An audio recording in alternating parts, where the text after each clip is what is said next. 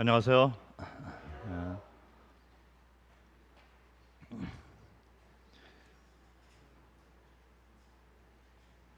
오늘이 이제 셋째 날이 되었습니다. 전쟁을 알지 못하는 세대라는 제목으로 첫날은 이제 복음, 둘째 날 만찬, 그리고 오늘은 성화의 원리에 대해서 살펴보도록 하겠습니다. 본문 말씀 사사기 3장을 보도록 하겠습니다.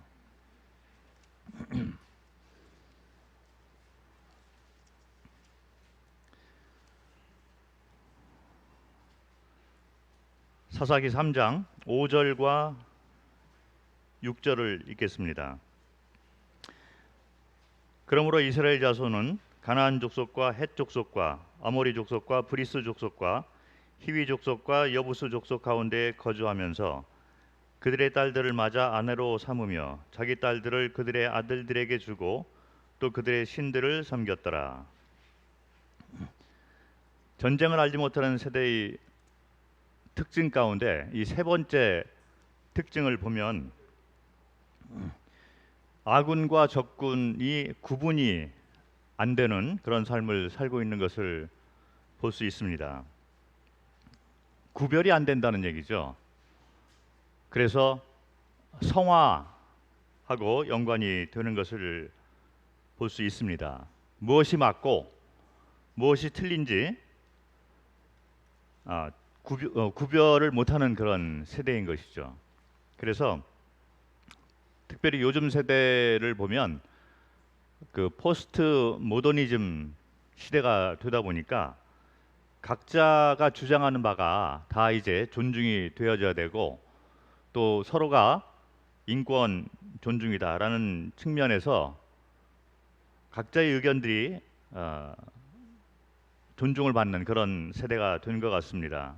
그러다 보니까 무엇이 옳고 무엇이 그른지 누가 아군이고 누가 적군인지 이 구별이 잘 안 되는 그런 세상에서 우리가 살고 있는 것 같습니다. 이 세상이 그런 방향으로 자꾸 흐르다 보니까 그런 방향과 이 풍조가 교회 안에도 들어와 있는 거죠. 그래서 교회 안에도 말씀을 중심으로 선과 악의 기준이 정해져야만 되는 것인데 시대가 바뀌다 보니까 선과 악의 구분이라든지 또 이렇게 했을 때 우리에게 해가 된다. 뭐 그런 그 구별하는 법이 좀 희미해지고 있는 것이 아닌가 생각이 되어집니다. 그럼에도 불구하고 이제 만족하고 살고 있는 모습을 볼 수 있는 거예요. 그래서 적과 아군이 같이 살면서 구별을 잘 못하는 그런 삶을 살고 있는 것이죠. 그래서 이스라엘 백성들이 이제 가나안 땅에 들어왔지만 사실은 장소만 바뀌었을 뿐이지 애굽에 있을 때 그런 노예의 삶을 살다가 이제 가나안 땅에 들어와서도 이방인들하고 같이 섞여 살면서 이방인들이 강하게 되었을 때는 그들의 노예가 되는 것을 볼 수 있습니다. 어저께 말씀드린 것처럼 전쟁이 없는 것처럼 그렇게 살고 있지만 실제로 이제 전쟁 중에 있고 그리고 적과 함께 이렇게 살고 있기 때문에 적이 강해졌을 때 그들의 노예가 되는 것을 볼 수 있습니다. 구원받은 성도들이 구원에만 머무르러 있는 것이 아니라 성별된 그런 삶을 살면서 성숙의 모습으로 이렇게 살면서 적과 아군을 분명하게 이렇게 가르면서 살아가는 그런 모습이 필요한 것이죠. 그래서 성숙한 사람일수록 점점 세상에 그 가는 방향하고는 다른 방향으로 가는 것을 볼 수가 있습니다. 이 성화 문제에 대해서는 뭐 모임에서도 많이 이렇게 혼란스러운 주제 중에 하나인 것 같습니다. 제 아는 분 가운데 일반 교회 이제 목사님이 계신데 며칠 전에 제가 이제 그 통화를 했어요. 근데 그분도 많은 그 고민을 가지고 있으면서 교계 내에서 일반 교계 내에서도 이 성화 문제가 너무 혼란스럽게 교회 안에 들어와 있어서 성도들이 길을 잃고 어느 방향으로 갈지를 잘 모르겠다. 참 이렇게 정리돼 있고 확실한 이런 그림을 어, 보면서 가야 되는데 구원받았다 하는 그런 분들이 그 다음에 성장을 어떻게 하고 어느 방향으로 가는 것이 성경적인 성화의 단계일까, 성화의 원리일까를 잘 모른다는 그런 말씀을 했습니다. 그래서 이거는 구원받은 모든 그 성도들이 반드시 알아야 되는 그런 영적 원리인 것 같습니다. 구원에 머물러 있는 것이 아니라 이제 우리는 성화의 단계를 거쳐서 영화까지 이렇게 성경에서 말을 해주고 있기 때문에 그런 방향과 그런 원리를 정확하게 이렇게 알고 가야 될 필요가 있습니다. 성경에서 말하는 이 구원이 칭의의 구원이 있잖아요. 그래서 이제 지옥에서 천국으로 가는 의롭게 인침을 받은 그런 구원이 칭의의 구원이다 이렇게 얘기를 할 수가 있습니다. 그런데 빌립보서 2장을 한번 보겠습니다. 빌립보서 2장 12절 잘 아시고 있는 그런 말씀인데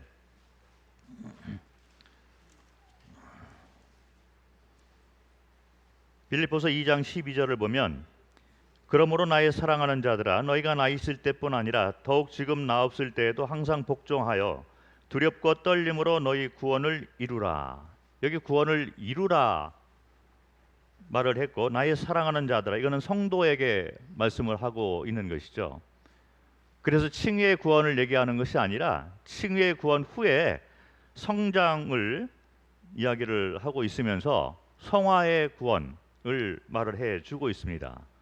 단지 우리가 의롭게 되은 거에 대해서 거기서 머물 것이 아니라 이제는 더 주님을 알아가고 더 성숙한 삶을 이루라 이런 말씀을 해주고 있는 것이죠. 그리고 로마서 13장 11절을 보겠습니다. 로마서 13장 11절을 보면 또한 너희가 이 시기를 알거니와 자다가 깰 때가 벌써 되었으니 이는 이제 우리의 구원이 처음 믿을 때보다 가까웠음이라. 여기 우리의 구원이 처음 믿을 때, 이 처음 믿을 때가 이제 칭의의 구원이면 여기서 말하는 것은 또 다른 구원을 이야기를 하고 있는 것을 볼 수 있습니다. 이건 주님이 오시면 이제 완전하게 우리 모습이 이제 몸까지 다 변화가 되면서 영화롭게 되는 그런 구원을 말을 하고 있기 때문에 일반적으로 영화의 구원이다 이렇게 그런 용어를 사용을 하고 있습니다. 이와 같이 성경은 칭의를 얘기를 하고 그 다음에 성숙 단계에 있어서 성화를 얘기를 하고 있습니다.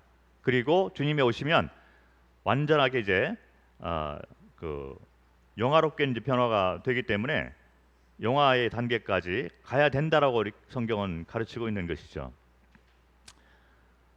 그런데 여기 이제 전쟁을 알지 못하는 세대의 특징이 구원에 이 가나안 땅에 들어와 있기 때문에 가나안 땅에 들어온 것으로 만족을 하면서 거기에서 더 하나님을 알고 하나님께서 원하시는 삶을 살아야 됨에도 불구하고 그런 방향과 그런 목표 자체가 혼란스러운 거예요. 그러면서 이제 적과 같이 함께 생활을 하면서 섞여 살아가고 있는 모습을 볼 수 있는 것이죠. 그래서 전쟁을 알지 못하는 세대는 구원은 받았다. 그러나 그 다음에 세상과 하나님을 동시에 붙잡고 살아가는 전형적인 현대 크리스찬들의 모습이다 이렇게 생각을 합니다. 현대 크리스찬들의 특징이 전쟁을 알지 못하는 세대가 되어 버렸다는 거죠. 그리고 적과 함께 살아가고 있다. 구별이 안 되는 삶을 산다. 그래서 직장이나 또 학교에서도 내가 누구인지를 드러내놓고 사는 담대함이 없어지면서 오히려 세상과 더불어 사는 것이 만족스럽고 많은 크리스찬들이 그렇게 살고 있기 때문에 당연한 거 아니냐 이런 식으로 이제 타협을 하면서 안주하면서 살고 있는 모습, 그런 것들이 이제 전쟁을 알지 못하는 세대의 특징이 된다는 것이죠. 그래서 이제 우리는 이 성화, 영화에 대해서 잘 배워서 그 방향으로 또 그 원리에 따라서 성장을 해 나가야 된다는 것입니다. 그런데 잘 못 가르치는 그런 그 경우가 많이 있습니다. 그래서 잘 가르치지 못하는 것도 문제이지만 또 더 큰 문제는 뭐냐면 가르쳤는데 잘못 가르쳐 놓으면 더욱더 혼란스러운 것을 볼 수 있습니다. 그래서 이 성화, 이 원리 이런 것들이 잘 정착이 안 되면 한 번도 나는 배운 적이 없어. 그러면서 이제 구원에 칭의의 구원에 안주하고 살면서 결국에는 이제 세상과 더불어 같이 사는 또 세상으로 가버리는 그런 분들도 있고 이제 이런 성화의 원리가 잘못 가르쳐지게 되면은 잘못된 길로 빠지는 경우가 많이 있죠. 그러면서 교회 안에 이제 분열이 생기게 되고 또는 그런 분들이 이제 모임을 교회를 떠나게 되고 이단으로 또 갈 수가 있고 아주 위험한 그런 단계까지 이렇게 가게 되는 것입니다. 어떤 분들이 이제 완전 성화를 얘기하는 것을 혹시 들어보셨는지 모르겠습니다. 완전 성화를 주장하는 분들이 있어요. 근데 그것이 왜 잘못되고 어떤 면에서 잘못된 것을 교회 안에서 명확하게 설명을 해야지 이제 그런 것들을 우리가 차단할 수가 있습니다. 어떤 분들은 해방의 기쁨, 영적 해방, 뭐 이런 그 단어, 뭐 그런 것들이 잘못된 단어가 아니라 정확한 의미를 가지고 사용을 해야 되는데 말은 맞아도 의미가 달라지는 경우가 또 있습니다. 그러면서 나는 체험을 했는데 당신은 체험을 못한 거 아니냐? 일반 교회에도 그런 것들이 많이 있다고 합니다. 많이 퍼져나가고 있어요. 그러면서 나는 요단강을 건넜는데 당신은 그런 체험이 없지 않습니까? 뭐 이런 얘기 많이 하시잖아요. 그리고 또 어떤 교회는 뭐 정통적인 그런 그 교리는 아니라고 생각을 하지만 어떤 교회에서는 마치 이제 칭의의 구원을 통과를 하고 또 다른 구원이 있다. 더 높은 구원, 더 수준 높은 구원에 이르러야 된다. 이렇게 성화를 마치 무슨 승격하는 이런 단계로 이렇게 가르치고 있는 그런 교회도 있습니다.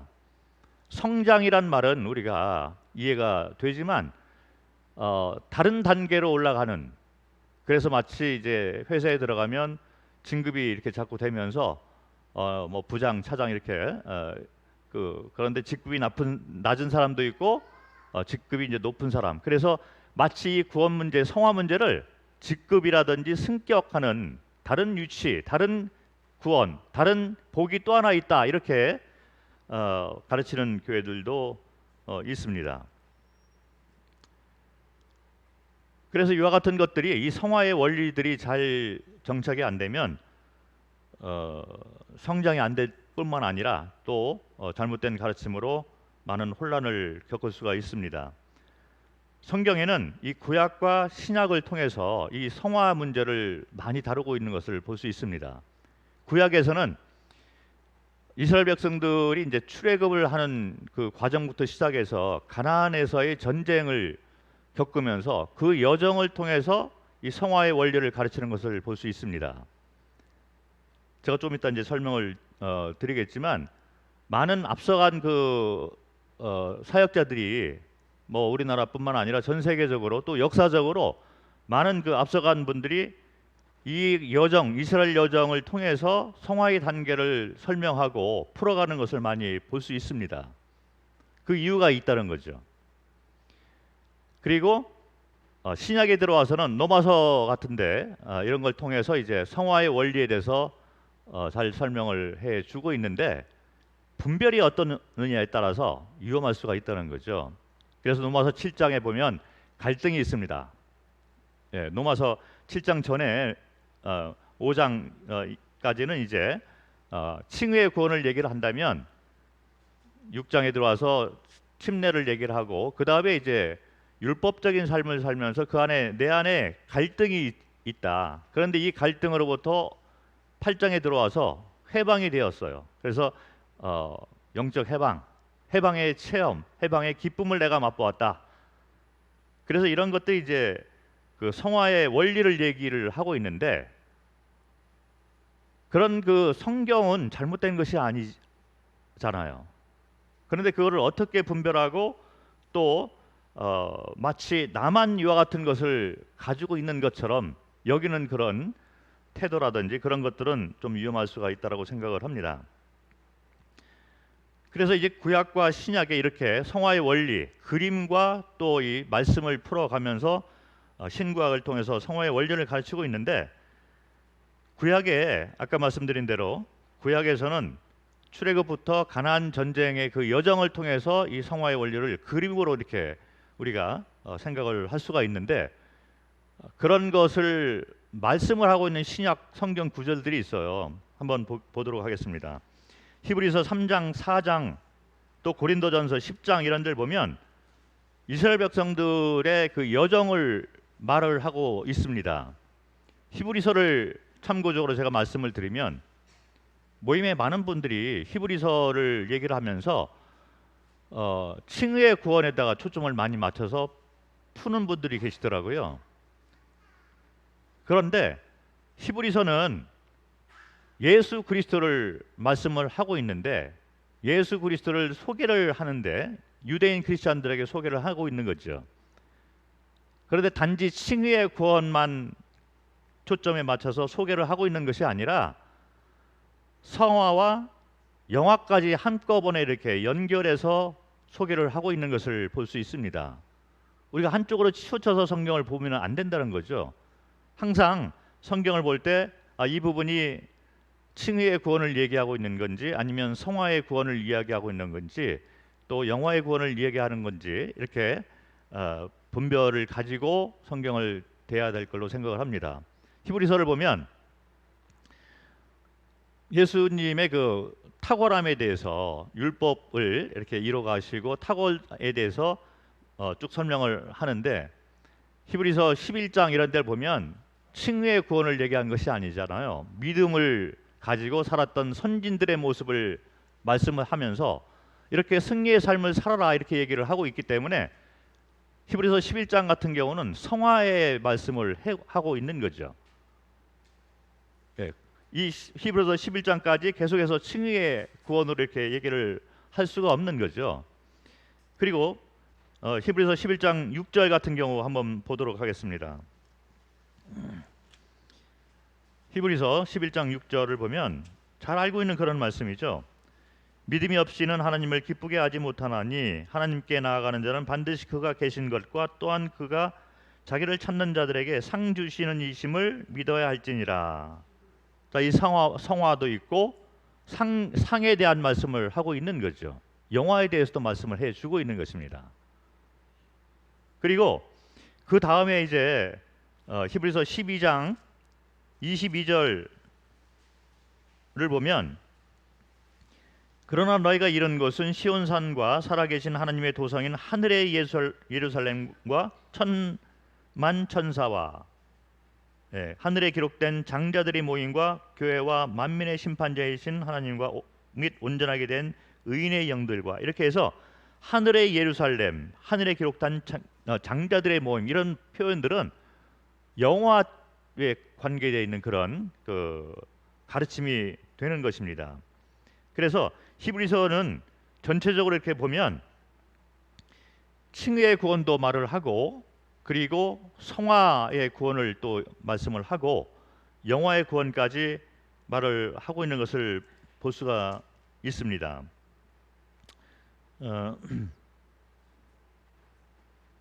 13장 히브리서 13장 12절부터 16절을 봐도 그러므로 예수도 자기 피로써 백성을 거룩하게 하려고 성문 밖에서 고난을 받으셨느니라. 그런즉 우리도 그의 치욕을 짊어지고 영문 밖으로 그에게 나아가자. 우리가 여기에는 영구한 도성이 없으므로 장차 올 것을 찾나니 그러므로 우리는 예수로 말미암아 항상 찬송의 제사를 하나님께 드리자. 이는 그 이름을 증언하는 입술에 열매니라. 오직 선을 행함과 서로 나눠주기를 잊지 말라. 하나님이 이 같은 제사를 기뻐하시느니라. 그래서 영구한 도성 뭐 이런 표현들 앞을 내다보고 가르치고 있는 것이죠. 그래서 칭의의 그 구원에 있어서도 예수님이 유일한 그 하나님의 그 예배해 놓으신 구속자이시다. 그리고 성화에 있어서도 예수님을 통해서 우리가 이와 같은 성숙, 성화의 그 열매를 얻을 수가 있다. 또한 영화롭게 되는 그 시기가 돼도 모든 것이 다 예수님을 통해서 이와 같은 것이 이루어진다라는 말씀이 히브리서 전체의 그 가르침이 된다는 거죠. 자, 그런데 그런 히브리서의 가르침 가운데 히브리서 3장을 한번 보도록 하겠습니다.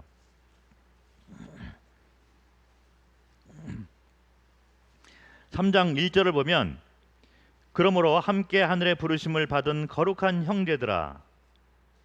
자, 이것은 물론 유대인 크리스천들에게 그 보내는 그 서신이죠. 그런데 여기 보면 하늘의 부르심을 받은 거룩한 형제들아 분명하게 나와 있기 때문에 형제들에게 그 가르치고 있는 그런 말씀이죠.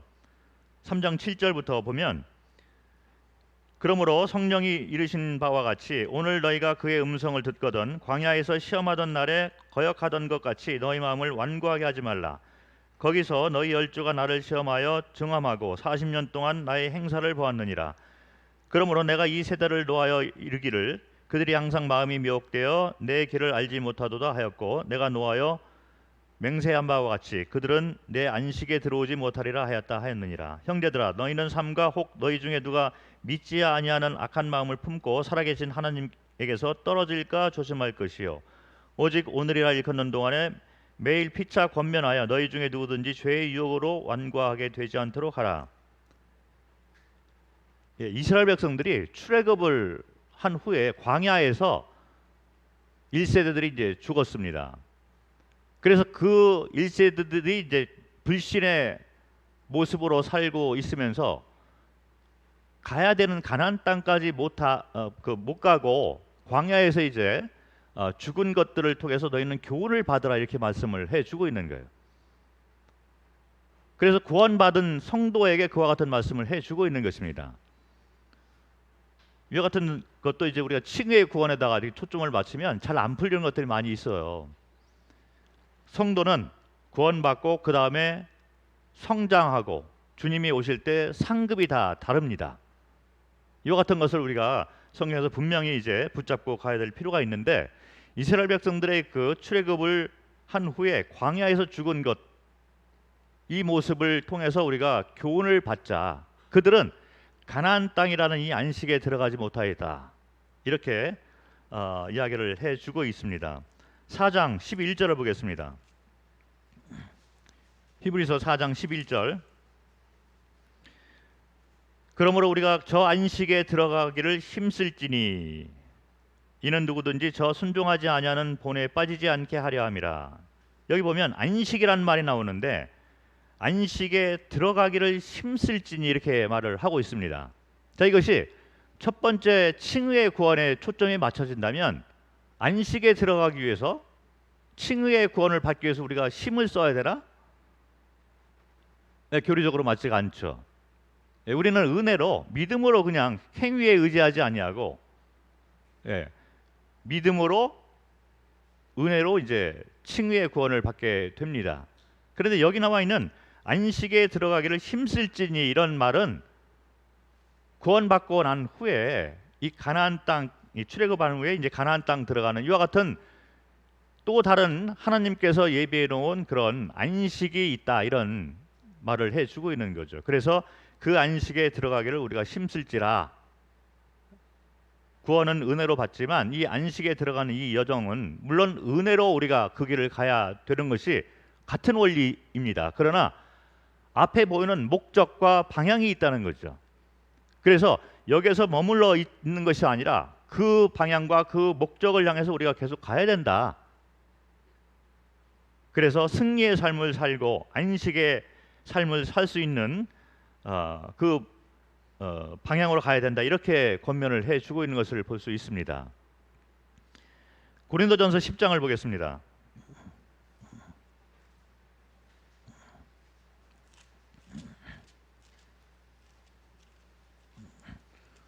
1절부터 12절에 똑같은 그림을 가지고 설명을 해 놓는 것을 볼 수 있습니다.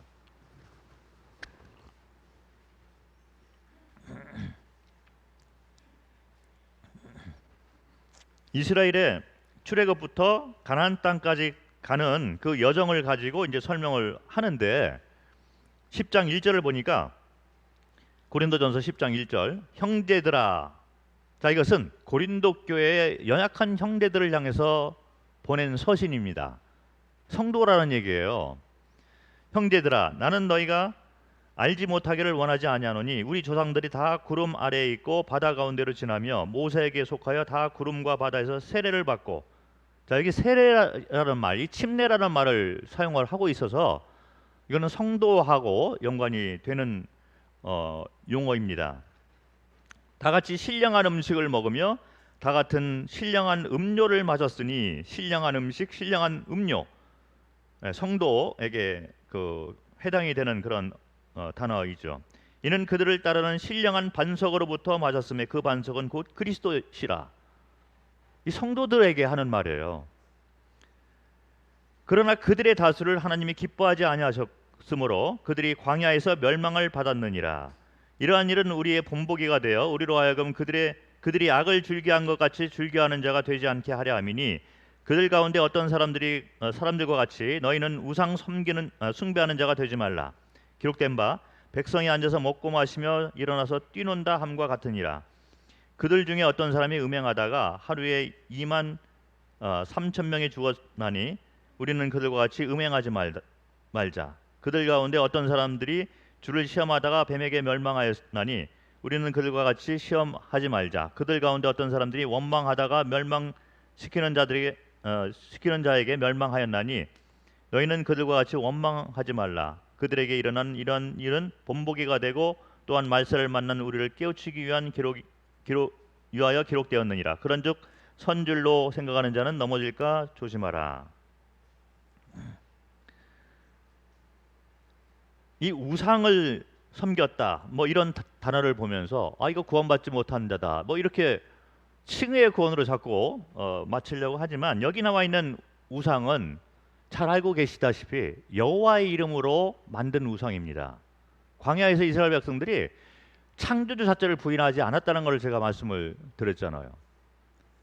구원받은 성도도 구원해서 그 다음에 성장이 안 되면 세상이란 우상을 섬기고 있는 거예요. 똑같습니다. 자, 우리는 우상을 섬기지 않고 있나요?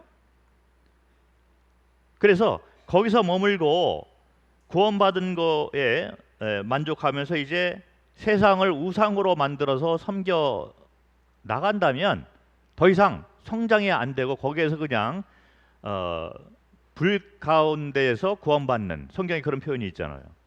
불 가운데서 구원받는 자로 마감을 할 것이다, 이런 말을 하고 있는 거예요. 그리고 뭐 음행을 하고, 그리고 뭐 주를 시험해, 뭐 이런 거를 바라보면서 구원받지 못한 자들이 아니야? 이렇게 얘기할 수 있지만 성도들도 음행을 합니다. 마음으로도 음행을 하고 성도들도 주를 시험을 합니다. 자, 그렇다고 해서 그러면 이런 분들을 다 구원받지 못한 자라고 얘기를 할 수가 없는 거죠. 여기 10절을 보니까 어떤 사람들이 원망을 했다. 성도들이 원망을 안 합니까? 같은 모습이에요. 자, 그런데 이와 같은 모습을 이렇게 가지고 살아가는 성도라면 고린도 성도처럼 연약한 자들, 그래서 이제 그 육적인 크리스찬들이라는 말을 해주고 있는 거예요. 그래서 이런 그림을 가지고 이제 고린도 교회에게 경고를 하고 권면을 하고 있는 것을 볼 수 있습니다. 그래서 출애굽부터 시작해서 가나안 땅까지 들어가는 이 그림, 이걸 통해서 구원뿐만 아니라 그 다음에 어떻게 성장하고 어떻게 성화의 단계를 거쳐야 되는가, 이것을 설명하고 있는 분은 사도 바울부터 시작되었다는 거죠. 성경이 그런 것들을 우리에게 말씀을 해주고 있다는 것을 제가 성경을 읽으면서 말씀을 드리고 있는 거예요. 그래서 이것은 어떤 뭐 누가 뭐 말만 하면 뭐 다 알 그런 분들이 그런 분들이 조금 어, 그 이단적인 사상을 가지고 이거를 만드는 거 아니야? 뭐 이렇게 생각할 수 할 분들이 있을지 모르는데 그렇지 않습니다. 구약에 이 성화의 단계를 설명을 하면서 이 그림을 가지고 설명한 것을 볼 수 있는 거예요. 그리고 이와 같은 원리를 신약에서는 이제 로마서라든지 그런 데서 계속적으로 설명을 해주고 있는 거죠. 자, 그러면 제가 이제 이 그림을 좀 가지고 설명을 드리려고 합니다. 네, 이거 좀 켜주시겠어요?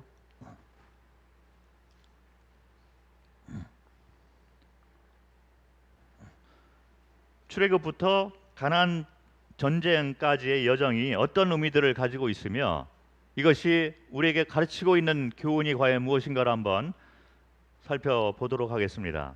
애굽에 있을 때 뭐 영적으로 보면 우리가 그 불신자였던 상태 그거를 생각할 수 있잖아요. 그래서 여기에서 나와서 이제 우리는 그 유월절을 행사를 하고 홍해를 건너서 광야로 들어갑니다. 그래서 홍해를 건너는 것이 마치 이제 침례, 뭐 영적인 침례가 될 수 있고, 뭐 육적으로도 우리가 우리의 간증을 나타내는 그런 침례 예식이 돼서 이 홍해를 건너는 것이 이제 그런 침례의 모습이다 이렇게 비유를 할 수가 있습니다. 그런데 광야를 지나서 그 다음에 또 다른 강을 하나 건너죠. 요단강을 건넙니다. 자, 그런데 홍해를 건널 때하고 요단강을 건널 때하고 좀 차이가 있어요. 어떤 차이가 있냐면 홍해를 건널 때는 이스라엘 백성들이 물에 들어갔는데 그 뒤에 애굽 군대가 쫓아오는 거죠. 그런데 요단강을 건널 때는 이스라엘 백성만 건넙니다. 그래서 그거는 크리스찬드 성도들이 건너는 모습이다 이렇게 생각을 할 수가 있는 거죠. 그런데 홍해는 모든 사람들이 다 홍해로 들어가는데 성도들만 살아나오는 거예요. 이 세상 사람들은 들어가서 다 죽는 거죠. 그래서 그들은 죽음만 있고 우리는 새로운 삶으로 부활의 권능으로 다시 살아가는 것이 성도의 모습이라는 거죠. 그래서 홍해가 의미하는 것, 나의 옛사람이 죽고 새로운 삶으로 내가 피조물로 새로운 삶을 살게 된다라는 의미가 있습니다. 요단강의 의미는 또 다른 의미가 있어요. 그래서 성도들이 이제 구원받고 나면 영적으로 이제 어립니다. 그래서 이제 광야를 이제 거치는 삶을 살게 된다는 거죠. 성도들이 이 광야를 거치는 것이 하나님의 뜻이라고 이렇게 분별이 되어집니다. 그래서 광야를 통과를 하면서 옛 성품, 옛 습관 등이 이제 다 좀 정리가 되어야 되는 거죠. 애굽에 있을 때 우상을 섬기고 종의 습성을 가지고 있는 삶을 살았기 때문에 홍해를 건너서 광야를 지나는 동안에 많은 것을 배워야 되고 하나님을 바라보면서 이 광야를 통과를 하고 그 다음 단계로 가야만 된다는 거죠. 사실 뭐 금방 이렇게 가나안 땅까지 갈 수가 있었는데 애굽 사람들, 이스라엘 사람들은 광야에서 많은 세월을 보내면서 단련을 받았다는 거죠. 그런데 거기에서 그냥 죽은 분들도 있고 또 거기에서 나와서 요단강을 건너서 가나안까지 들어간 자들이 있었다는 것입니다. 광야가 우리에게 주는 교훈은 뭐냐면 광야를 지나고 있는 성도들의 영적 상태를 보면 광야가 가나안이 되기를 원하는 마음이 있습니다. 그래서 내가 처해 있는 환경은 다른 사람이 이해를 못해. 내가 이 환경이 바뀌어지면 내가 그 다음부터는 하나님을 잘 섬기겠습니다. 그래서 이 광야가 가나안이 되기를 원하는 마음이 있는 거예요. 그런데 하나님께서는 뭘 원하시냐면 광야는 변하지 않는다. 너희가 변해라. 이것이 이 광야를 빠져나올 수 있는 성화의 원리가 되는 것입니다. 어떤 분이 예, 이제 학생이었는데 구원을 받았다고 하는데 잘 안 나오는 거예요. 그래서 왜 안 나오게 되었느냐? 그러니까 이제 뭐 대학에 들어가면 일단 좋은 대학에 들어가야 되니까 대학에 들어가면 내가 이제 하나님을 잘 섬기고 잘 참석을 하겠습니다. 그래서 대학에 들어갔는데 쉽지가 않잖아요. 새로운 세상을 만나니까 더욱더 이제 바빠지게 되면서 새로운 세상에서 즐기면서 이제 살아가고 있는 거예요. 그 왜 안 나오느냐? 이제 내가 공부도 더 해야 되겠고 앞날 취직을 좀 잘 해야 되니까 조금 즐기다가 내가 공부를 하게 돼서 요즘 스펙도 쌓아야 되니까 그래서 이제 좋은 직장을 얻게 되면 내가 주님을 잘 섬기겠습니다. 자, 그래서 직장에 들어갔는데 잘 나올까요? 더 어렵죠. 직장 생활이 만만치가 않습니다. 그러면서 이제 그 다음에 바라보는 것은 내가 이제 결혼도 해야 되고 승급도 해야 되니까 그리고 집도 마련해야 되니까 조금 있다가 나오겠습니다. 자, 그러면 집이 있고 결혼을 하고 승진이 되면 나올까요? 평생 이 광야는 변하지 않는 거예요. 광야에 머무는 크리스찬들의 특성을 보면 이 광야가 가나안 땅이 되기를 바라는 마음이 있습니다. 그래서 가나안 땅이 되면 내가 하나님을 잘 섬기겠습니다. 이런 마음이 있는 거예요. 그러나 광야는 변하지 않는다. 평생 변하지 않습니다. 빨리 이 사실을 아시기 바랍니다. 우리가 변해야 된다는 거죠. 그런데 이 광야를 통과를 하는 걸 보면 거기에 여호수아와 갈렙 그리고 모세가 같이 갔다는 것을 우리가 종종 잊어버릴 때가 있는 것 같아요. 똑같은 광야인데 이 광야에서 나와가지고 요단강을 건너 가나안 땅까지 들어간 자들의 모습을 보면 환경을 바라보고 가나안 땅이 되기를 바라는 마음으로 이 광야를 건넌 것이 아니라 하나님만 바라보고 갔다는 거죠. 하나님을 주인으로 재판장으로 삼고 그분의 인도하심에 따라서 이 광야가 어떤 환경이 될지라도 변함없이 광야 생활을 믿음을 가지고 갔다는 것입니다. 아직도 이와 같은 광야가 가나안 땅이 되기를 내가 처해 있는 환경의 변하기를 바라고 있는 그런 분들이 있다면 광야는 변하지 않는다. 여러분들이 변해야 된다는 거죠. 그것이 바로 그 다음 성숙의 단계로 올라갈 수 있는 영적 원리가 된다는 것입니다. 이런 원리를 우리가 모른다 하면 여전히 우리는 이 광야에서 빙글빙글 도는 그런 생활을 할 수밖에 없다는 거죠. 그래서 그 다음 단계로 이제 요단강을 건너가게 되는데 요단강을 건넌다는 의미는 요단강을 건널 때 이스라엘 백성들이 그 언약궤를 이제 바라보면서 이제 갔습니다. 그리고 요단강 밑에 그 강 밑에 12돌을 세웠잖아요. 어저께 말씀드렸지만 이것은 내가 죽고 그리고 강에서 가져온 12돌을 길갈에 또 이렇게 세워놓은 걸 보면 새로운 삶을 사는 그런 모습을 볼 수 있습니다.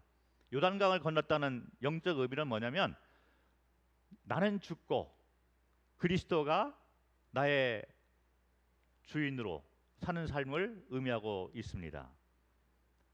너무 중요한 영적 원리잖아요. 그래서 사도 바울의 삶을 보면 사도 바울이 쓴 이 서신서들을 바라보면 이 영적 원리가 계속 나오는 걸 볼 수 있어요. 갈라디아서 2장 20절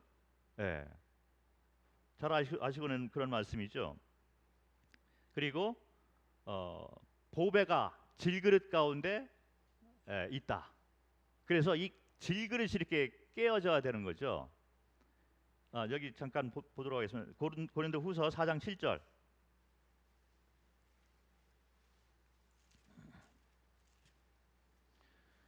고린도후서 4장 7절을 보면 우리가 이 보배를 질그릇에 가졌으니 이는 심히 큰 능력이 하나님께 있고 우리에게 있지 아니함을 알게 하려 함이라.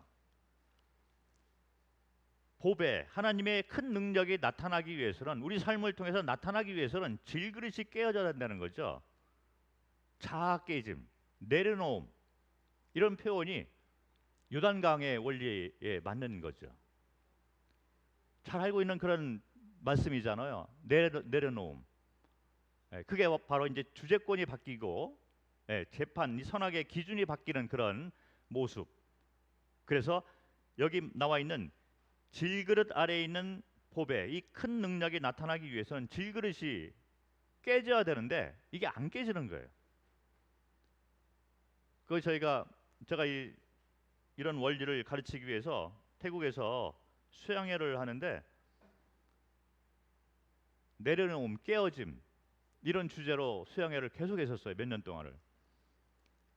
그래서 수양회가 이제 시작되는 첫날 오프닝 세레머니를 하는 거예요. 형제들이 뭘 준비를 했냐면, 이 큰 그릇에다가 성경을 이렇게 집어넣어 놓고, 성도들이 다 이제 도착을 했을 때 이제부터 수양회를 시작합니다. 그래 놓고 이제 이 그릇을 빵 깨트리는 거예요. 다들 놀랐는데 어쨌든 그 안에 성경이 있으면서 이제 여기 보배가 질그릇이 깨져야지 나온다. 큰 능력은 질그릇 안에 들어있는데 이 질그릇이 안 깨지면 나타날 수가 없다는 거죠. 우리는 깨어지는 삶을 살아야만 된다는 것입니다.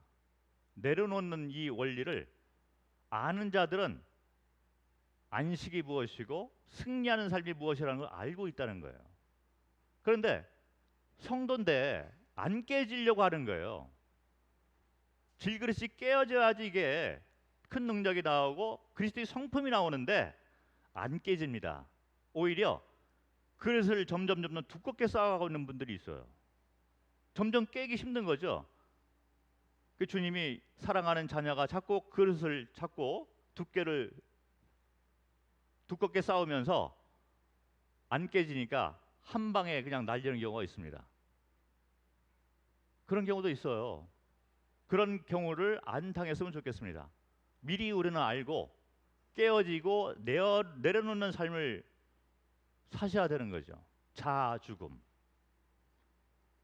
그래서 사도 바울은 이 원리를 평생 붙잡고 살았던 사람이에요.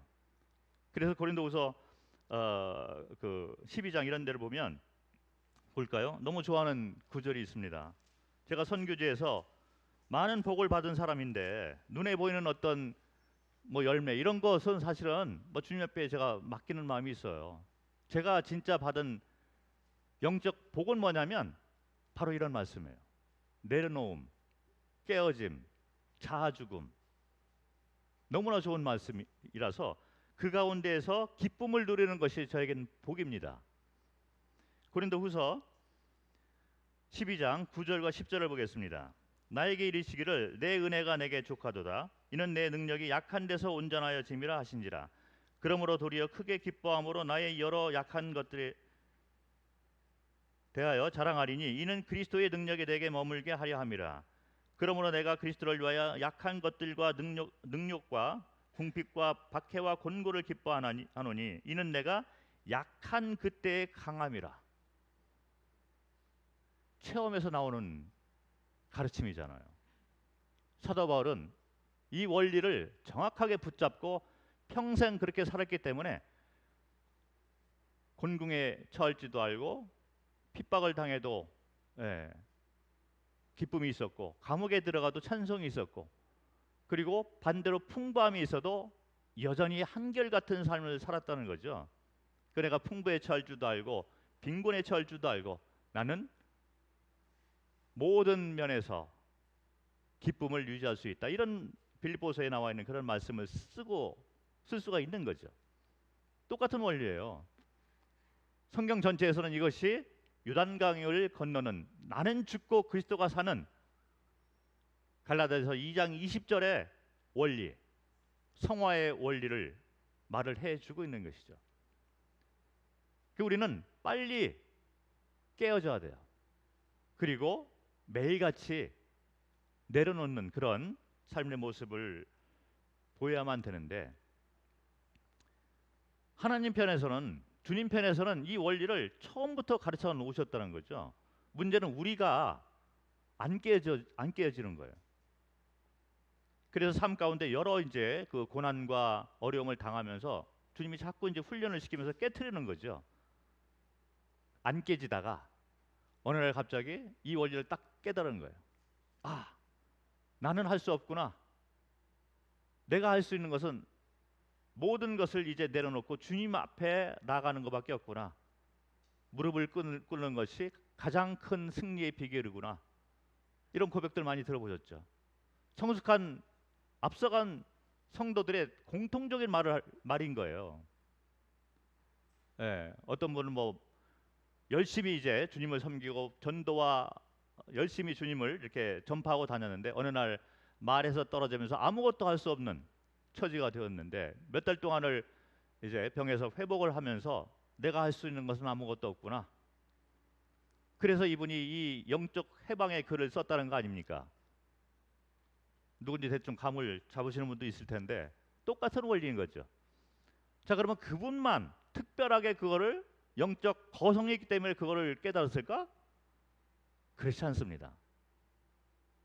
우리 모두는 똑같은 이 원리대로 가고 있는 거예요. 더 많이 내려놓고 더 많이 깨어진 자들은 주님이 더 크게 사용하고 더 성숙한 자가 된다는 거죠. 이게 바로 성화의 원리가 되는 것입니다.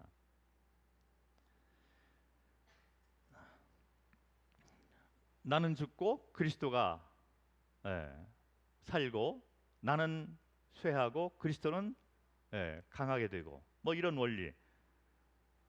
마태복음 11장 29절에 보면 이 그 멍에를 매는 이런 그 표현이 있잖아요. 그래서 마태복음 11장을 한번 볼까요? 마태복음 11장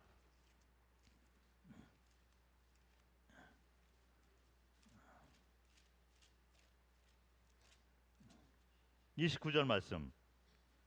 나는 마음이 온유하고 겸손하니 나의 멍에를 메고 내게 배우라. 그리하면 너희 마음이 쉼을 얻으리니 이는 내 멍에는 쉽고 내 짐은 가벼움이라 하시니라.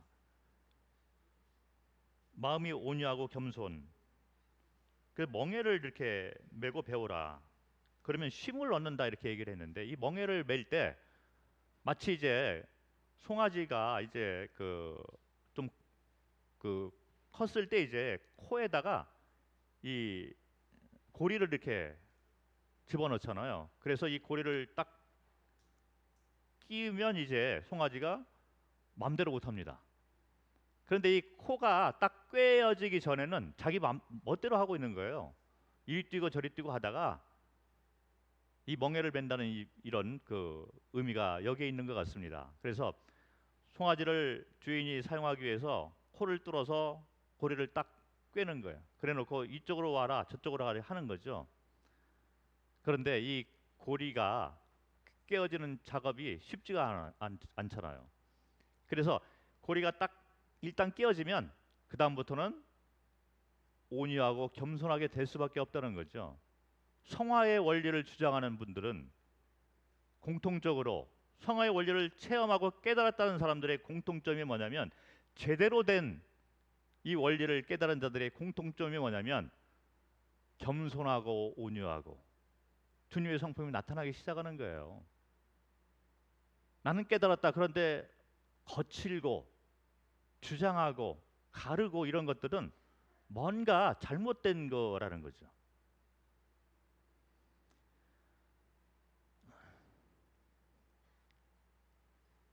그래서 이 요단강을 건넌다는 그 의미가 내려놓고 자아가 죽는 옛 모습이 죽는 주제권이 바뀌는 그런 의미가 있습니다. 그래서 요단강을 건넌 다음에 이제 가나안 땅에 들어가서 전쟁이 시작되는 거죠. 어떤 분들이 나는 요단강을 건너는 체험을 했어. 그래서 나는 이제는 흔들리지 않아. 그러면서 주장하고 있는 것이 뭐냐면 완전 성화를 얘기하는 분들이 있어요. 그러나 그렇지 않습니다. 완전 성화가 잘못되고 있다는 것을 여기 그림을 봐도 알 수가 있습니다. 요단강을 건넜다고 해서 그러면 그분이 완전한 사람이 되었을까요? 가나안 땅에도 전쟁이 계속 있는 걸 볼 수 있어요. 어저께도 제가 설명을 드렸지만 길갈이 가나안 전쟁의 전진 기지가 됩니다. 만찬의 의미가 거기에 있다라고 제가 소개를 드렸는데 길갈에서부터 시작을 하는 거죠. 그래서 여기서 주님과의 관계가 올바르게 되어지고 군대 대장을 만나서 전쟁을 하게 됩니다. 그러면서 이제 그 원리를 붙잡고 가니까 여리고성에 승리가 있었는데 그 다음부터는 또 이제 육신이 나와가지고 의지하고 하는 것이 아니라 자기들이 아이성을 치러 가게 되는 것을 볼 수 있죠. 그렇게 되니까 아이성에서는 전쟁에서 패하게 되는 것입니다. 이 원리가 그런 거예요. 완전 성화라는 것이 없는 거예요. 그렇게 될 수가 없습니다. 그래서 아이성의 패배를 맛보고 그 다음에 이제 에벨산과 그리심산에서 회개의 그 단계를 거치고 어저께 말씀드린 대로 이분들이 이스라엘 백성들이 다시 이제 길갈로 돌아와서 다시 시작을 하는 거예요. 그래서 항상 나가서 싸울 때 전쟁이 끝나서 승리를 했으면 거기서 그냥 더 들어가서 전쟁을 하는 것이 아니라 길갈로 다시 돌아오는 거예요. 그래서 다시 시작하고 주님과의 관계가 다시 첫사랑의 관계를 다시 회복을 하고 또 나가서 전쟁을 하고 승리하면 다시 돌아오고 거기서 다시 시작하고 이게 성도의 원리라 성화의 성도들이 가는 성화의 방향이고 원리가 되는 것입니다. 우리가 모일 때마다 만찬을 중심으로 이와 같은 것을 다시 주님과의 관계가 회복이 되는 거죠. 어저께도 말씀드렸지만 단지 구원에 머무는 그 초점을 가지고 있는 것이 아니라 우리는 이 땅에서 구원의 시작으로부터 해서 점점 나아가는 방향으로 성숙해 나가는 방향, 그리고 전쟁을 치르는 데 있어서 이 영적 원리를 붙잡고 이 전쟁을 치를 때 여기 마태복음 11장에 나와 있듯이 쉼을 얻으리니 안식을 주 안에서 누릴 수가 있다는 거죠. 사도 바울이 안식을 누렸습니다. 구약에도 안식을 얘기하고 신약에도 안식을 얘기하고 있는 거예요. 안식이 뭐 영원한 세계에 들어갔을 때 그때에서나 있을까? 구원받은 성도가 이 영적 원리를 올바로 붙잡고 그 길을 따라 간다면 우리는 주 안에서 매일의 삶 가운데 쉼을 누릴 수가 있고 승리의 삶을 누릴 수가 있다는 거죠. 이게 바로 성화의 원리가 되는 것입니다. 그래서 이런 그림을 살펴보더라도 이 완전 성화라든지 또는 나는 요단강을 건넜어. 그런데 내가 보니 당신은 아직 광야야. 뭐 이런 말을 할 수가 없는 거예요. 왜 그러냐면 구원받은 성도 한 사람을 놓고 봐도 이분이 약한 부분이 있고 좀 강한 부분이 있습니다. 그리고 살아가는 동안에 깨어진 부분이 있어요. 그런데 깨어지지 않은 부분이 있다는 겁니다. 다양한 요소를 가지고 살고 있기 때문에 나는 이 체험을 했어. 그래서 한 번 내가 체험을 하고 난 다음에 나는 이제 요단강을 건넌 자가 되었어. 당신은 아직 이 진리를 못 깨달아. 그래서 마치 위치가 변한 이 사람처럼 또 승격한 것처럼 아까 말한 대로 뭐 회사에서 진급한 것처럼 이렇게 말할 수가 없다는 거죠. 예를 들어서 어떤 분이 사업을 하다가 큰 코를 다쳤습니다. 주님을 의지하지 않냐고 하다 보니 빈털터리가 된 거예요. 그러다 보니까 재정적인 문제에 대해서는 이분이 경험이 있다 보니까 요단강을 건넌 체험이 있어요. 이거 돈 문제에 있어서 내가 죽어야 되겠다. 내가 아무리 애써도 나의 힘으로는 될 수가 없구나. 그래서 요단강을 건넌 분이 계셔요. 돈 문제에 대해서는 이분이 자유롭습니다. 나는 내려놨어. 그런데 다른 부분에서 약한 부분이 또 있어요. 화를 잘 내는 분이라든지 감정을 잘 조절을 못하고 명예욕이 있거나 또 음욕이라든지 이런 면에 약한 분이 또 있습니다. 그러면 언제든지 그 약한 부분 때문에 이분은 광야에서 맴돌고 있는 삶을 살고 있는 거예요. 재정 문제는 내가 내려놨어. 그런데 음욕에 대해서는 내가 내려놓지 못해. 우리 모습이잖아요. 우리 모두는 내려놓는 부분이 있을 수가 있고 또 아직도 내려놓지 못한 부분이 있다는 것입니다. 이 원리는 방향과 원리를 얘기하는 것이지 어떤 위치를 말하면서 나는 여기 있고 너는 여기서 이렇게 얘기하는 것이 아니라는 거죠.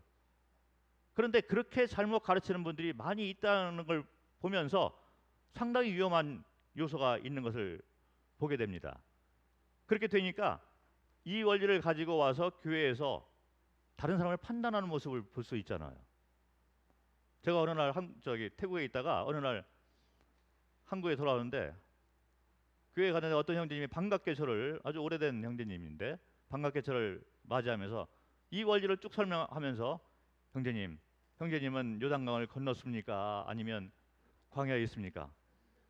나는 훈련 때부터 이 원리를 바라보면서 내가 가만히 보니까 요단강 원리를 나는 알고 있을 것 같습니다. 그리고 형제님은 요단강을 건너셨네요. 그런데 이 교회는 아직 요단강을 건너지 못한 분이 많이 있습니다. 그때부터 제가 그 형제님을 따라다니면서 권면을 했어요. 그런데 결국 교회를 어지럽게 하더라고요. 그리고 모임을 떠나는 지경까지 가게 되더라고요. 그런데 요단강을 건넜다고 하는데 이 성도들을 붙잡고 이제 얘기를 하니까 못 알아듣고 이렇게 이해를 못 하시는 분이 있으면 아직 광야야. 그러니까 저한테는 뭐 요단강을 건넜다 얘기하고 저는 기분이 좋아요. 건넜다고 하니 뭐 사람이 그렇잖아요. 그런데 반대로 아직 광야라고 판단을 받은 사람은 기분이 상하잖아요. 그래? 내가 보니 형제님도 별 다른 바가 없어요. 논쟁이 시작되니까 요단강을 건넌 형제님이 얼굴이 변한 거예요. 화를 내기 시작하는데 요단강을 건넌 사람 체면이 말이 아니다. 그래서 꾹꾹 참고 있는 모습을 볼 수 있는 거죠. 우리는 위치로 따져서 나는 건넜고 너는 안 건넜다 이렇게 얘기할 수가 없는 것입니다. 자, 말씀을 한번 보도록 하겠습니다. 빌립보서 3장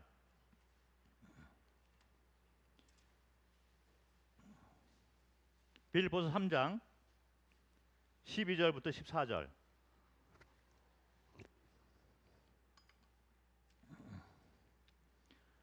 이는 내가 12절 내가 이미 얻었다 함도 아니요 온전히 이루었다 함도 아니라 오직 내가 그리스도 예수께 잡힌 바 된 그것을 잡으려고 달려가노라.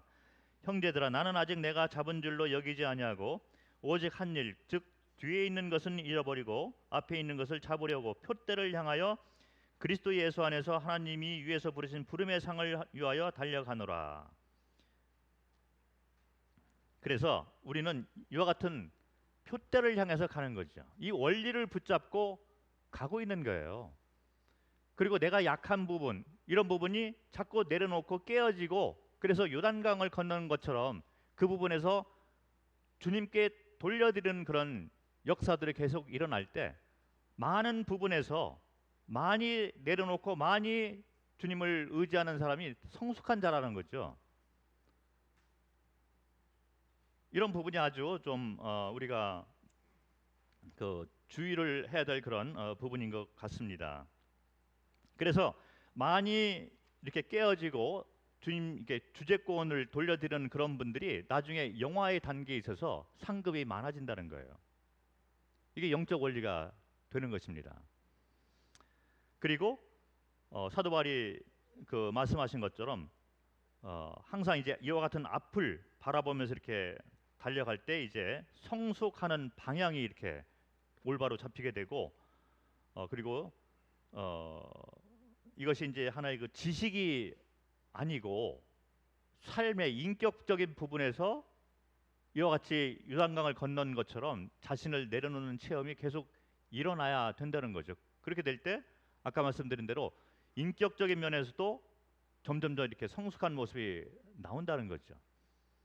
우리가 인격을 이렇게 그 강조하는 경우가 있습니다. 그래서 많이 알고 뭐 적게 알고 이런 것보다도 그리스도의 인격이 우리 가운데 나타나야 되는데 이 인격이 변하는 것도 율법적으로 훈련을 통해서 되는 것이 아니라는 거예요. 물론 그것도 어느 정도 소정의 열매가 있을 것입니다. 참는 법, 인내하는 법 이런 훈련도 필요하지만 이 원리를 따라서 우리가 갈 때는 은혜 가운데 주님을 통해서 우리가 인격의 변화가 된다는 거죠. 그래서 이런 원리들을 성경에서 이야기하고 있는 거예요. 갈등이 있을 때 그리스도를 바라보면서 그리스도의 성령이 나를 해방하였다. 놀라운 말을 하고 있는 거예요. 영적 해방. 이 갈등으로부터 내가 해방. 다 맡겼을 때 이런 것들이 일어나게 되기 때문에 인격도 이런 영적 원리를 올바로 붙잡고 그 방향대로 가면서 여러 가지 체험을 통해서 이제 하나하나 깨어지고 약한 부분이 점점 이제 강하게 되면서 우리 인격이 서서히 주님의 인격으로 변화가 되는 것이 성화의 원리가 되는 것입니다.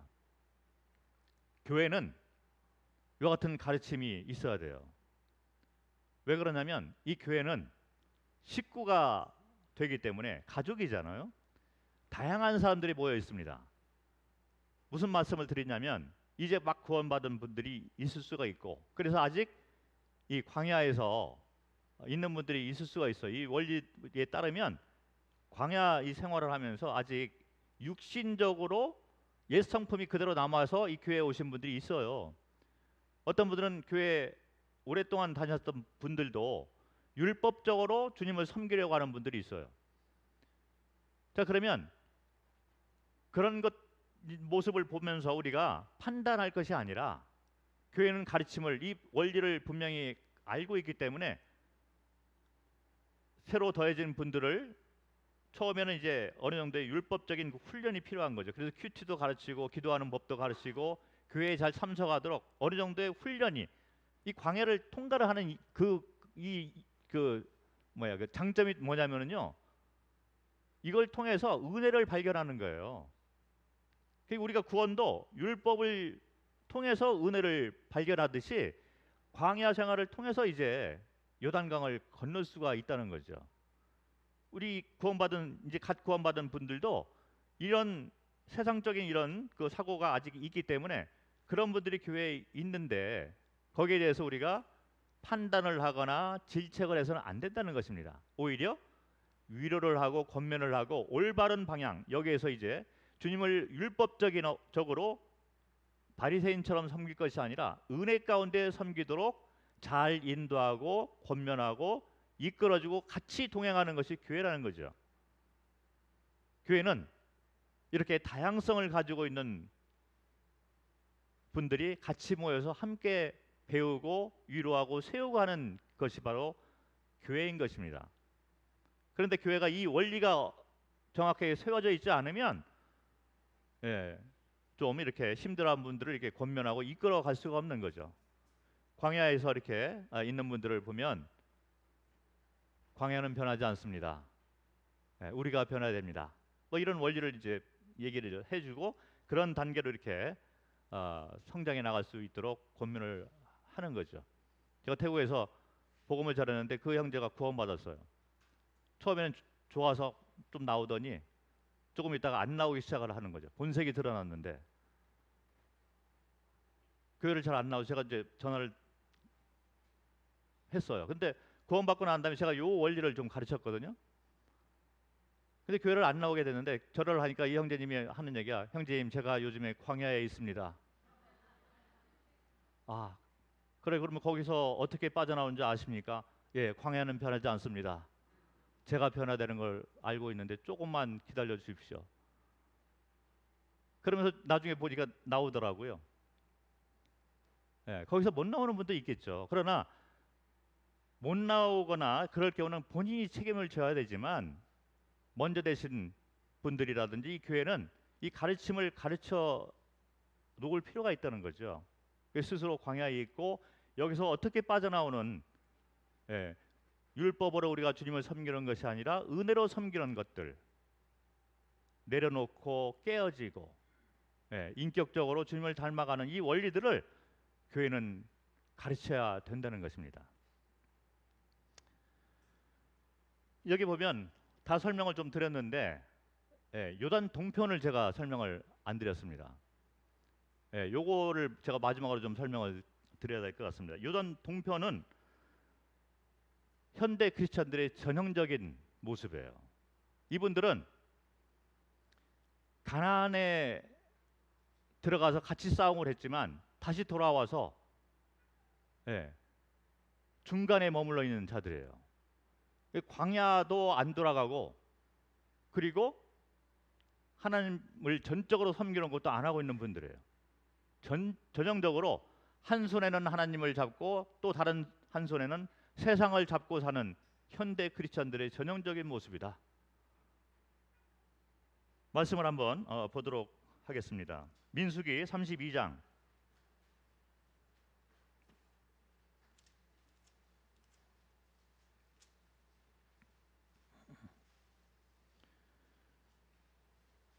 민수기 32장 1절부터 보면 요단 동편의 지파들이 나옵니다.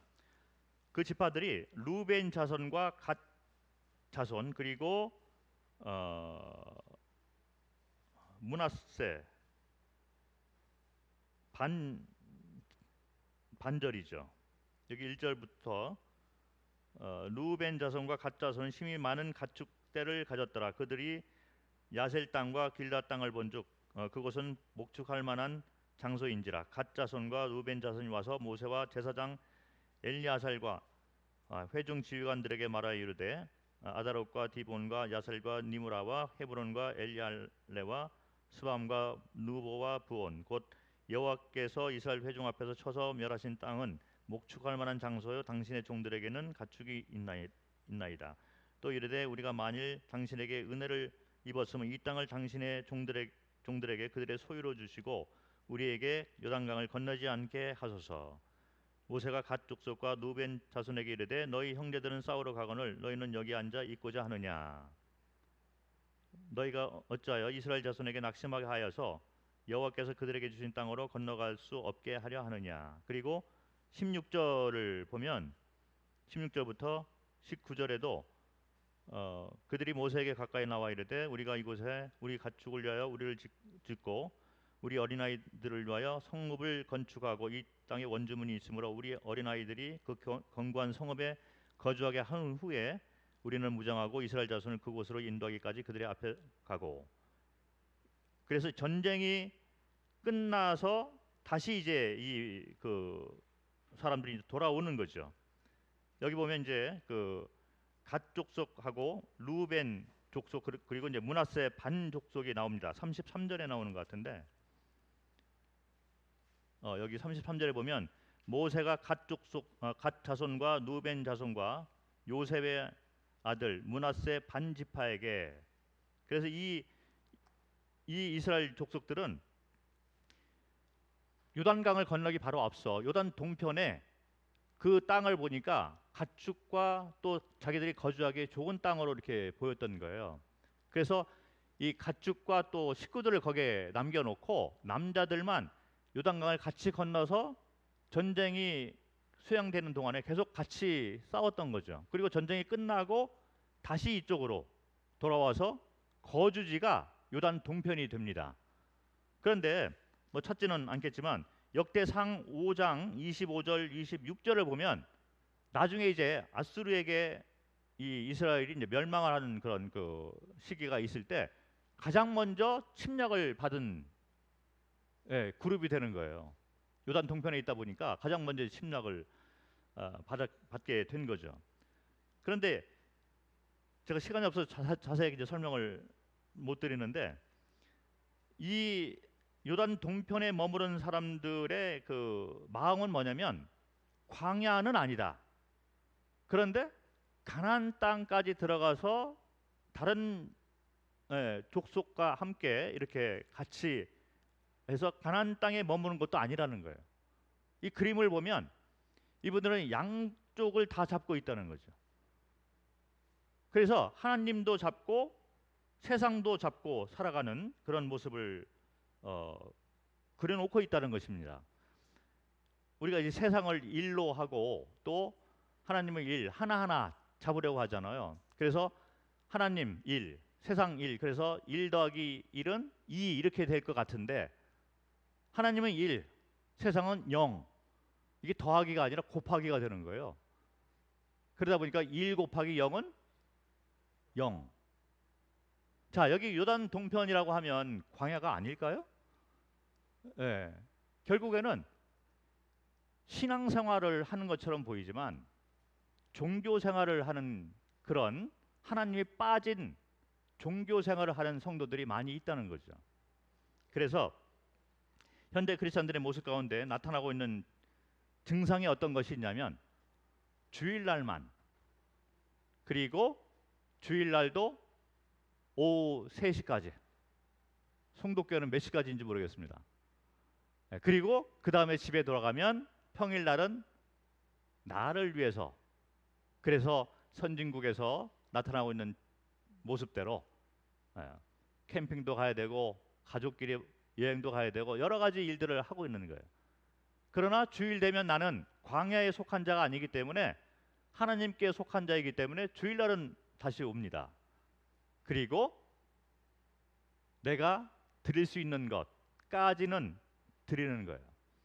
그런데 전적으로 하나님만 섬겨라 하면 부담이 되잖아요. 그래서 그런 헌신까지는 못하고 적당한 선에서 하나님을 섬기면서 세상으로 돌아가지도 않고 하나님을 전적으로 섬기지도 않는 전형적인 요단 동편에 머물러서 살아가고 있는, 그런데 이 세대가 전쟁을 알지 못하는 세대의 특징 가운데 나타나고 있다는 것입니다. 그래서 그런 말들이 있잖아요. 썬데이 크리스찬. 자, 창세기 13장을 한번 보겠습니다. 창세기 13장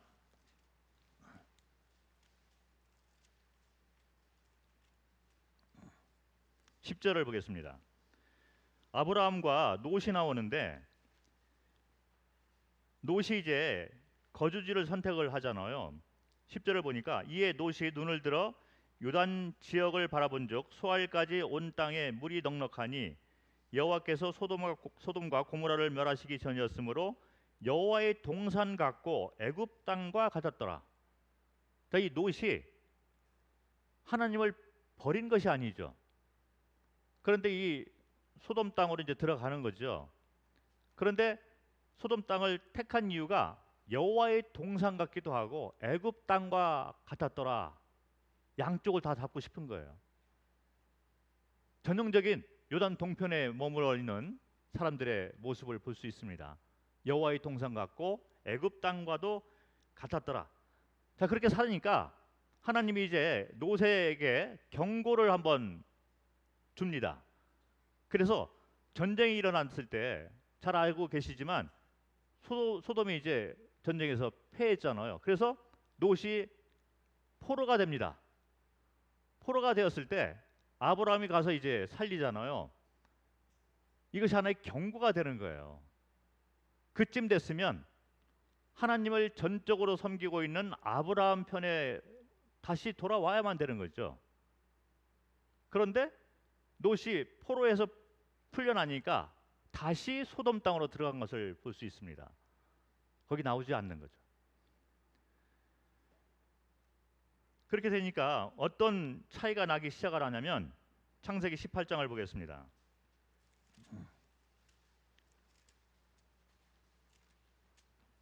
창세기 18장을 보면 아브라함이 하나님과 천사를 만나는 장면이 있어요. 창세기 18장 1절과 2절을 보겠습니다. 여호와께서 마므레의 상수리 나무들이 있는 곳에서 아브라함에게 나타나시니라. 날이 뜨거울 때에 그가 장막문에 앉아 있다가 눈을 들어본즉 사람 셋이 맞은편에 서 있는지라. 그가 그들을 보자 곧 장막문에서 달려나가 영접하며 몸을 땅에 굽혀. 세 사람을 만났잖아요. 아브라함이 만난 사람은 3명입니다. 그런데 19장을 보면 이 세 사람이 그 다음 행선지가 소돔이잖아요. 소돔을 멸하기 위해서 가는 거죠. 그런데 아브라함이 먼저 만난 사람은 3사람인데 소돔에 들어가서 롯이 만난 사람이 몇 명이냐면 19장 1절 저녁 때에 그 두 천사가 소돔에 이르니 마침 롯이 소돔 성문에 앉아 있다가 그들을 보고 일어나 영접하고 땅에 엎드려 절하며. 두 천사만 만난 거죠. 하나님이 빠져 있어요. 그래서 이 모습을 보면 어떤 것이 교훈으로 우리가 생각할 수 있냐면 아브라함은 하나님과 천사 다 만나게 되었는데 이 소돔에 있는 롯은 하나님이 빠진 천사만 만나게 되는 것을 볼 수 있잖아요. 같은 성도라 하고 같이 주일날 나와서 이렇게 있지만 우리 가운데는 요단 동편에 머물러 있는 삶을 사는 분들이 있습니다. 종교 생활을 하고 있는 거예요. 두 천사는 만나고 있다는 거죠. 기도도 하고, 예, 성경도 읽고 할 일 다 합니다. 그런데 마음 가운데 하나님이 빠져 있어요. 그렇게 되니까 주일날 왔는데 딱 3시까지 하고 돌아가서 그 다음부터는 내가 주인이다 하고 사는 거예요. 롯과 같은 그런 모습으로 살고 있다는 거죠. 아브라함은, 예, 이 땅에 거주한 자가 아니라 나그네로서 삶을 살았습니다. 그리고 온전히 하나님만 바라보고 살았다는 거죠. 그렇게 됐을 때 아브라함의 삶은 우리가 잘 알고 있잖아요. 이스라엘의, 예, 시초가 되었던 그런 믿음의 사람인데 롯은 그렇게 살다 보니까 하나님이 빠지게 되니까 결국에는 소돔에 있던 모든 재산도 다 없어지고 맨몸만 나왔잖아요. 거기에다가 아내도 가족도 잃게 되고 그 다음에 2딸과 함께 빠져나왔는데 근친상간, 그리고 그 후예들이 결국 이스라엘의 대적자가 되는 모습을 볼 수가 있습니다. 우리의 정체성을 생각을 해보면 우리는 이 땅에 있는 사람들이 아니잖아요. 그런데 우리는 여호와의 동상 같고 애굽 땅과 같은 이 세상을 바라보면서 우리가 완전하게 광야로 돌아간 자들도 아니고 애굽 땅만 바라보고 이 세상 사는 사람들도 아니고, 그렇다고 해서 하나님만 전적으로 바라보고 사는 사람도 아니고 양쪽을 다 붙잡고 살아가고 있는 사람들은 아닌가, 우리 스스로 한번 생각을 해볼 필요가 있을 것 같습니다. 그래서 이 요단 동편에 머물러 사는 자들이 하나님 창조주 자체를 부인하는 것이 아니라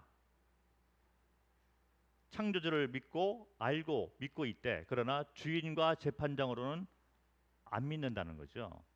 구원은 받았으되 그 다음에 살아가는 모습을 보면 여전히 내가 주인이고 내가 선과 악의 기준을 정해서 살아가고 있는 전형적인 유단 동편에 머물러 살고 있는 자들, 그것이 전쟁을 알지 못하는 세대일 뿐만 아니라 현대 크리스천들 가운데 어떤 분들이 통계적으로 이렇게 말을 하는데 한 80% 된다고 얘기를 하죠.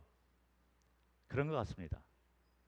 자, 그래서 이제 말씀을 여기까지 하고 마무리를 해야 될 것 같습니다. 전쟁을 알지 못하는 세대의 특징 가운데 복음을 우리가 바로잡을 필요가 있고 만찬의 의미를 바로잡을 필요가 있고 이 성화의 원리를 바로잡고 올바른 방향과 원리에 따라서 우리가 성장을 하고 주님을 배우고 마지막까지 주님 오시는 날까지 길을 잃지 않고 가야만 될 것 같습니다. 말씀을 여기서 마치도록 하겠습니다. 감사합니다.